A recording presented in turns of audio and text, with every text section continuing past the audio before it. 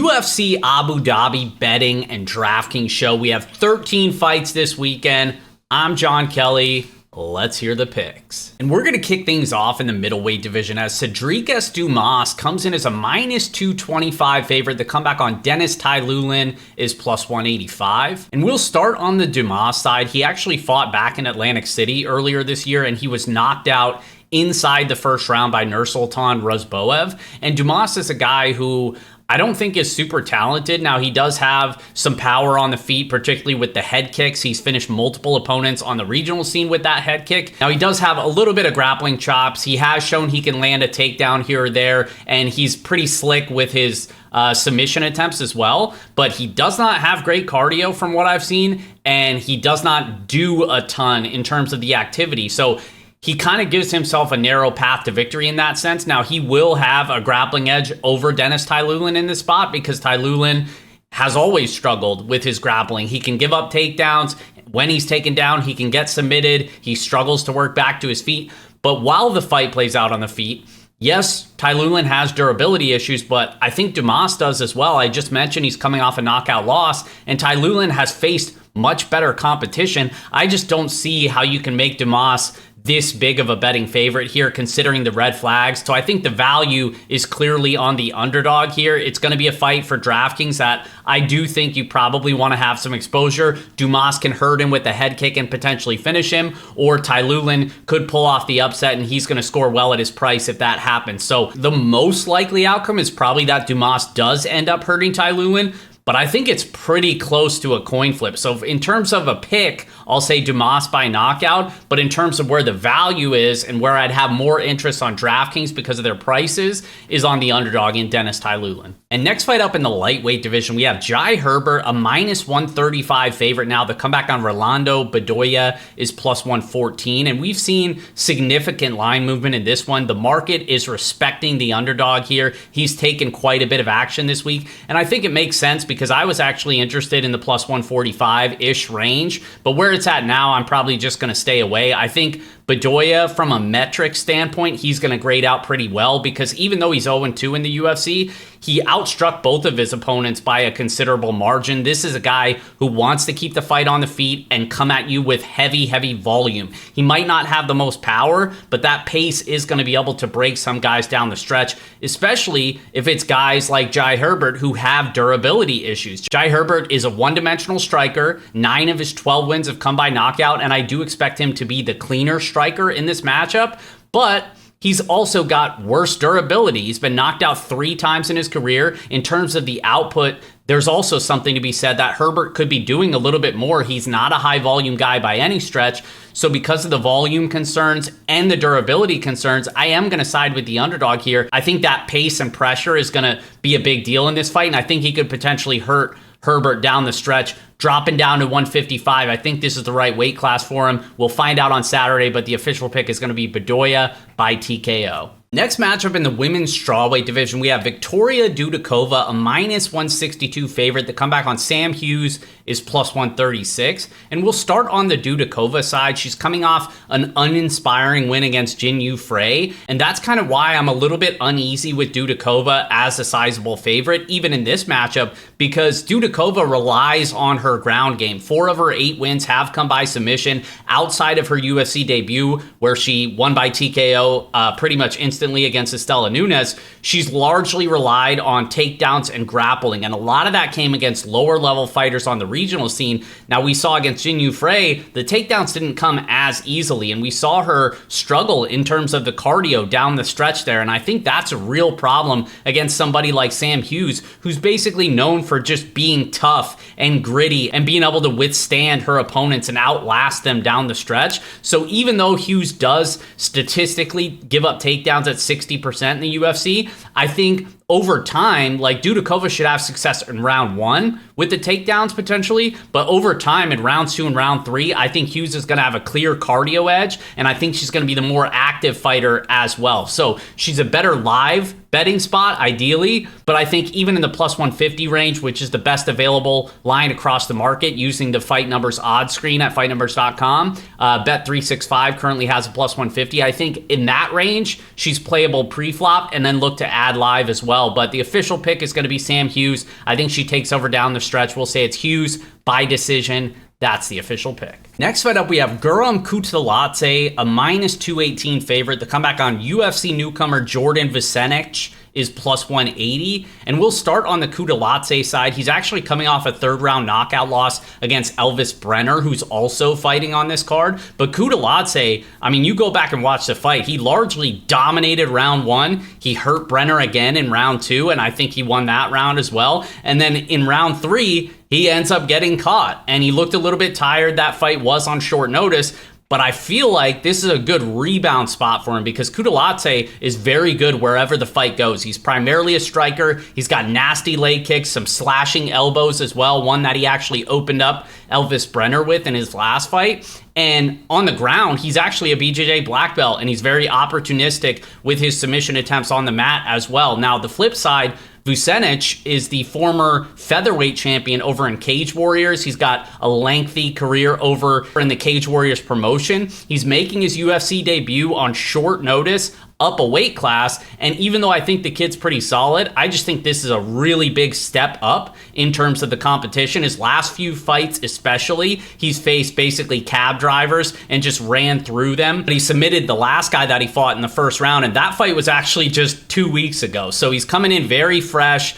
I just think it's really tough ask for him here, up a weight class on short notice, because Kutateladze is just very good wherever the fight goes. And even though Vucenic does have a little bit of striking, he's a good grappler once he gets it on the mat, I feel like Kutateladze is just going to be a little bit better in every area, and I think he gets his hand raised. So we're going to say it's Kutateladze by decision. That's the official pick. Next fight up in the heavyweight division, we have Shamil Gaziev, a minus 225 favorite. The comeback on Dantel Mays is plus 185. And we'll start on the Gaziev side. He's actually coming off a main event loss against Jairzinho Rozenstruik, where they threw in the towel after 4 rounds because he just doesn't have the gas tank, man. He doesn't have the gas tank to go 15 minutes, let alone try to go 25. And that was a big reason why I had a big bet on Rozenstruik's side, because I just expected the 5-round experience and just the overall, cardio edge to go in his favor, and that was basically exactly how it played out. Now, Gaziev is going to be super dangerous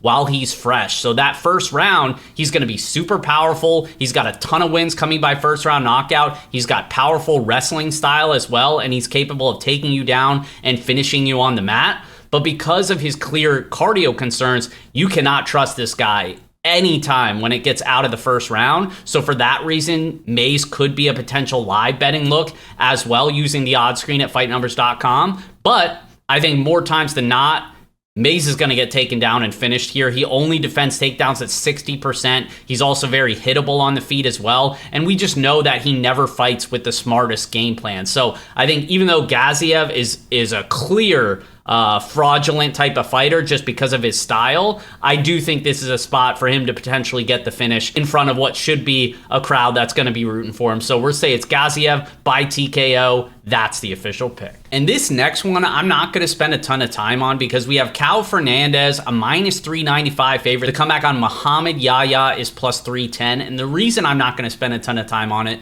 is because I think this is a clear spot for Fernandez to really just kind of dominate here. He's coming off his UFC debut against Mark Diakaze. It ended up being a split decision, not a ton of activity. I think we have yet to see the best out of Fernandez. He's a guy that trains out of Nova União over in Brazil. He has solid wrestling, sharp leg kicks on the feet, and he holds a black belt in Brazilian Jiu-Jitsu. Now, most of his wins have come inside the distance, and he's another guy where I don't fully trust the cardio, but I do trust his grappling, and I expect that to be the biggest edge in this fight against Muhammad Yaya, who honestly I just don't even really think is a real fighter. Like, the dude was brought in on short notice to make his UFC debut. He's been submitted multiple times in his career. Even though he's going to be fighting in front of his home crowd, I think he's outgunned on the feet, and I think he's clearly outclassed on the mat as well. So I expect Fernandez to kind of cut through him and get that submission. So we'll say it's Fernandez by submission. That's the official pick. Next fight up in the light heavyweight division, we have Azamat Murzakanov coming in as a minus 205 favorite. The comeback on Alonzo Menifield is plus 170. And we'll start on the Murzakanov side. He's a 13-0 undefeated fighter. He's getting up there in age, but he still moves very well, not just for his age, but for the division in general. He's kind of sneaky fast because he doesn't look like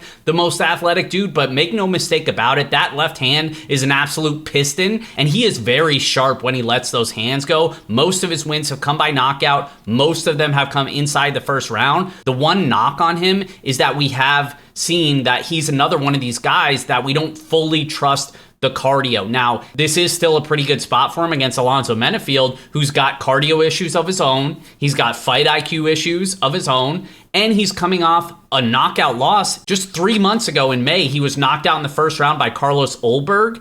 And now he's making a super quick turnaround against somebody that's going to be faster than him, somebody that's going to be just as powerful as he is. And I think Azamat Murzakanov is going to be able to find the button here and keep the win streak alive and get the knockout. We'll say it's Murzakanov by TKO. That's the official pick. Next fight up, we have Joel Alvarez, a minus 192 favorite. The comeback on Elvis Brenner is plus 160. And we talked about when Brenner faced off against Kudalatse. And that's really, like, if you watch that fight, that's basically what you can expect from Brenner each time out. He's liable to get hurt on the feet because he is hittable, and he was wobbled multiple times in that spot. He was cut open as well. But what he brings to the table in a positive sense is he's got heavy pace, heavy pressure, and the dude is an absolute zombie. If you don't put his lights out, he's going to keep coming, and eventually that pace is going to be able to break some of his opponents. Now, where he has some advantages here against Alvarez is in the wrestling department. Alvarez is not interested in defending takedowns. Alvarez is going to be the much bigger guy here. He's going to have a huge reach advantage as well. But Alvarez is gifting guys takedowns for free, and I do expect Brenner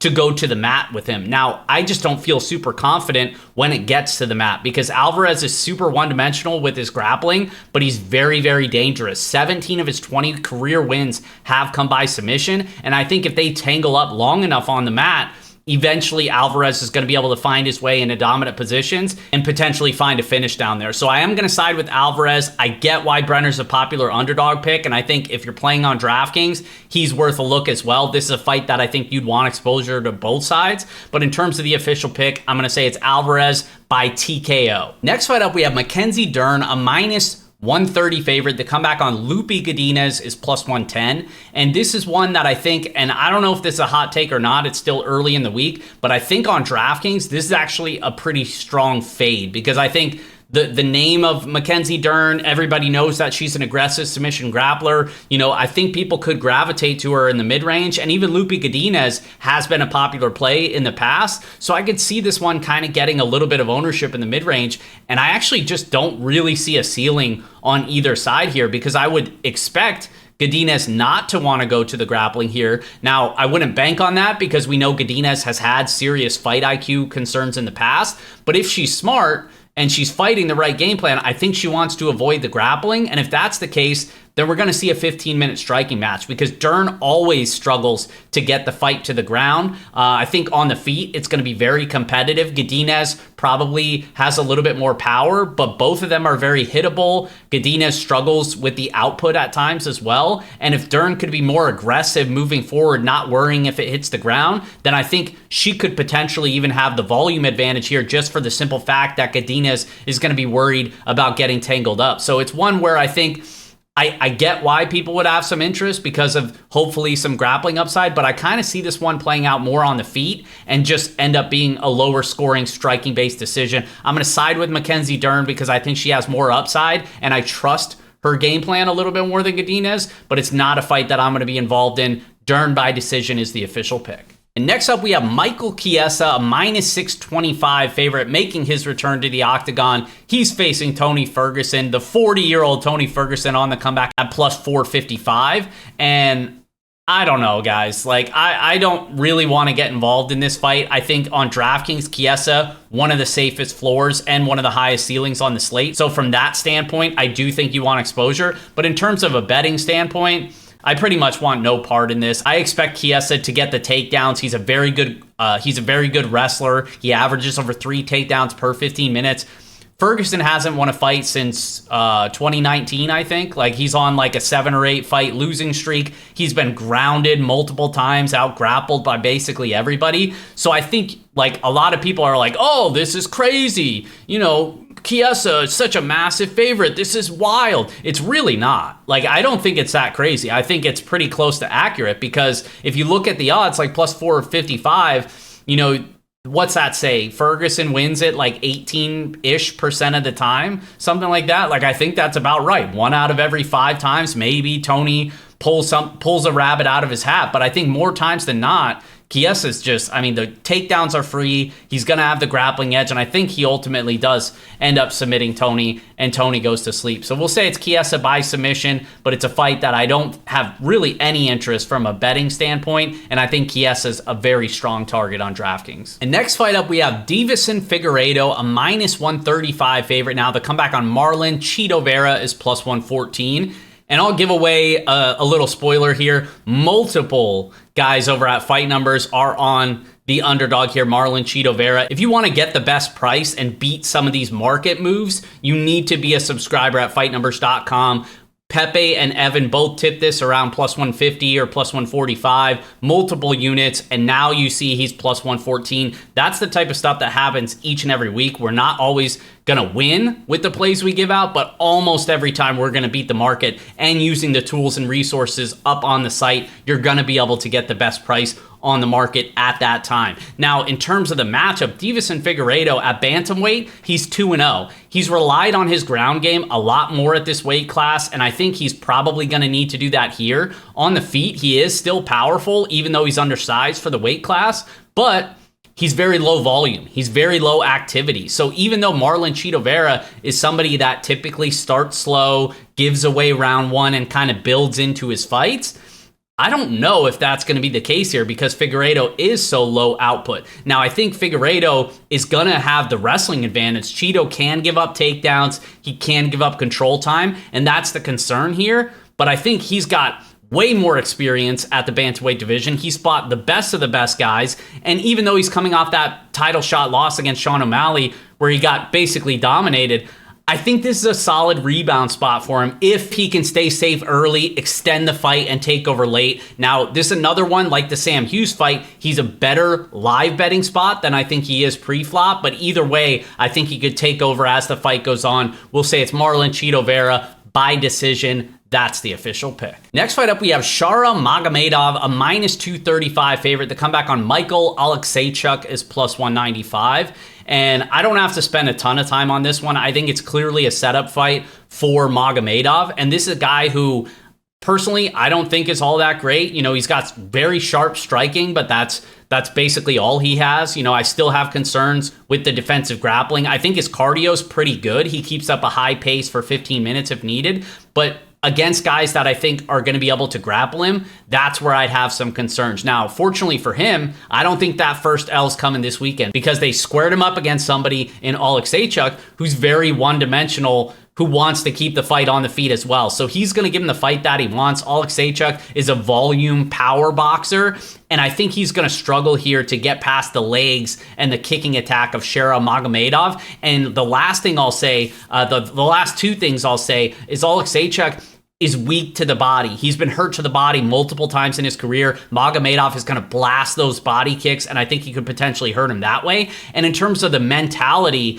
like, Aleksandar's on a losing streak. He's talked on social media, like somebody asked him if he would go over to another promotion. He's like, no, if I lose this fight, which I probably will, I think I'm just done with the sport. Like, that's not exactly the bill of confidence that you want. I think this is a clear layup for Magomedov. Of course, Aleksandar could potentially catch him and hurt him. I just think it's a low probability outcome. And I think more than likely Magomedov is going to work that body until he gets a finish. So we'll say it's Magomedov by TKO. That's the official pick. Which brings us to our main event, which is a title eliminator fight. The winner of this likely gets to face Sean O'Malley or Merab Dvalishvili. And I think this is one where there's got to be value on the Corey Sandhagen side. We have Umar Nurmagomedov, the undefeated prospect. He comes in as a minus 325 favorite, with Sandhagen on the comeback at plus 260.